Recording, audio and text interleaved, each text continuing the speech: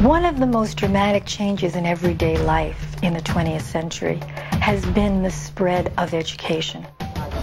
The literacy rates around the world have grown tremendously. Even authoritarian countries came to recognize that they needed a literate population to get through the ideas of clean water and hygiene and proper health. The idea that everyone was entitled to an education was one of the most democratic of all ideas. The prosperity in America owes very much indeed to the opportunity it gave to veterans to get a free education, which wasn't true anywhere else in the world. But the most important thing in the 20th century is mass education. If you could educate people, they wouldn't simply be taking orders, but they would be thinking for themselves.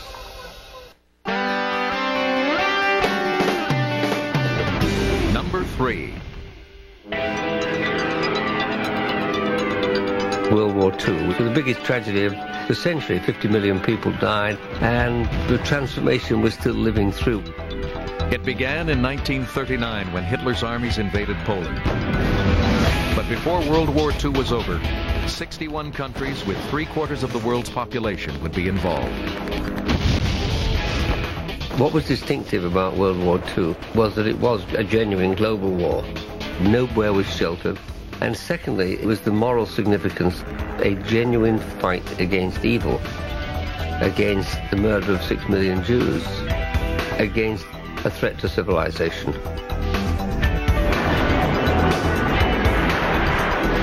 After 6 terrible years of fighting, the war in Europe ended on May 8, 1945. I was in Paris on VE Day. It was an extraordinary experience. I've never seen so much sheer, unmitigated explosions of happiness. No one could quite believe that this nightmare was over. 4 months later, the most devastating war in human history was over in the Pacific as well. The Second World War ended the fascist threat, ended the threat of Japanese militarism, and gave democracy a new lease on life. Number 2. Probably nothing has affected people's daily lives so much as electricity. At the start of the century, there was electricity in cities, but not most other places. If you were a typical person, early in the century, you probably lived on a farm and you probably got up when there was daylight because you needed that light to go out and milk the cows. And then if it was plowing season, you'd spend most of the day following the rear end of a horse. And that was what your life was like. With the coming of electricity, lives changed dramatically. The electric light is the first great achievement. The publicists called it conquest of the night. And that was true to a certain extent. We're colonizing the night. The night is the frontier and people are moving into it. The woman got up and if it was Monday, it was wash day. And Monday was wash day because she spent a lot of Monday washing. And then Tuesday was ironing day. And she put the iron on the stove and when it was hot enough, she ironed. And it's really electricity more than anything else that has freed us from so much of this drudgery. It just changed everyday life in so many aspects that it's difficult to imagine what lives must have been like without electricity. That electrification is still going on. But now at the end of the century, most of the world's work gets done by electrical power. Number 1. The turn of the century, the idea of going into space was, nobody thought about it at all. It seemed totally impossible. When I was growing up, we read H.G. Wells, we read Jules Verne. The whole concept of space was enormously compelling. Mid-century, one of the early V-2 rocket shoots came back with the first photographs of the Earth taken from the upper atmosphere.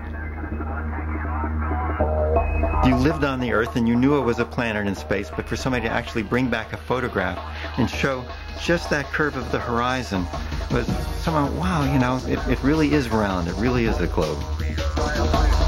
On April 12, 1961, a 27-year-old Soviet Air Force pilot named Yuri Gagarin became the first person to leave our globe and blast into space.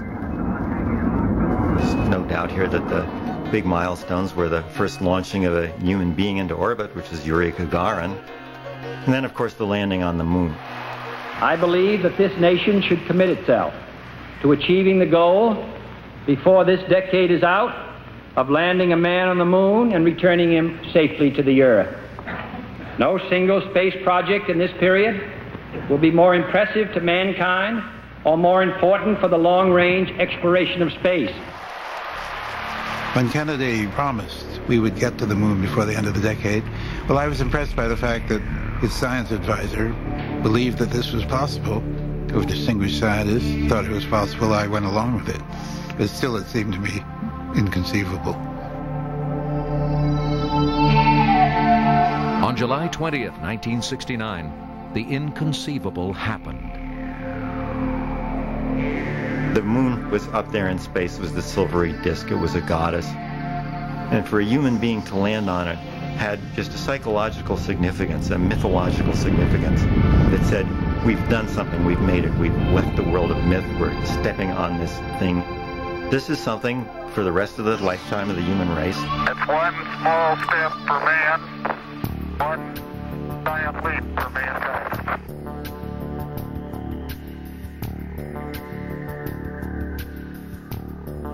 It's some of those first pictures taken back from the moon showing this beautiful blue marble out in space gave people a different way of looking at things, brought home to people what an oasis this is. In the 70s, we began probing further out into the solar system and beyond, sending home pictures and data, and sending out messages of welcome to other worlds. The idea that we could actually do this shows a kind of capability that people really had not imagined that human beings had. It's created the whole possibility of life elsewhere in the universe. There's no question the next place to go is to planets around other stars. I think the idea that there might be other life out there is so compelling that sooner or later we're going to go out there.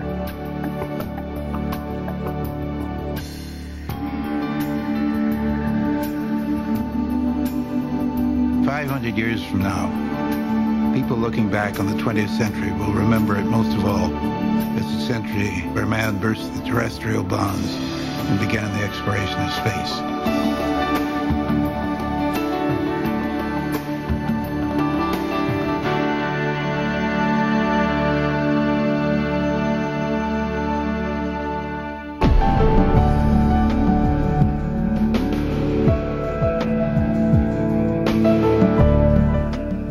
UFOs are making crop circles. Psychics are reading your mind. Or are they? Join TLC as we blow the whistle on the bogus in Unmasked, exposing the secrets of deception next on TLC. And for more revealing facts...